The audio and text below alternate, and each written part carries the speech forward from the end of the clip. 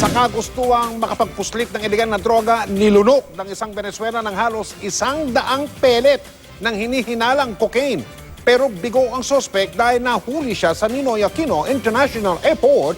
Yan ang tinutukan ni JP Soriano.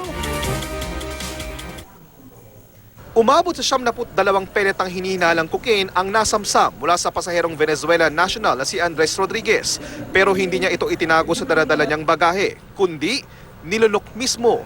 Ayon sa NAIA Interagency Drug Interdiction Task Group, galing daw ang drug mule sa Abu Dhabi at dumating sa NAIA nitong linggo. Nagsuspecha sa kanya ang mga otoridad dahil sa dala niyang kondom, laxatives at gels. Sumakit yung tiyan ng tao, siguro dahil doon sa nalulun niya.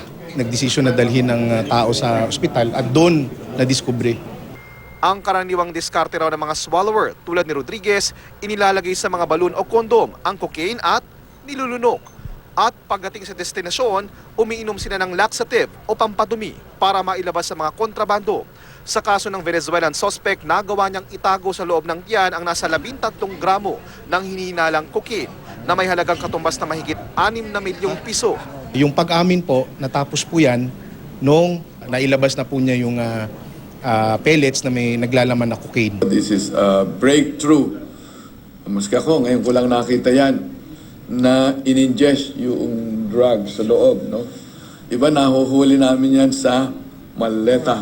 Na-inquest na ang suspect na minamanmanan rin pala ng mga foreign counterpart agency ng gobyerno. JP Soriano, Nakatutok, 24 Oras.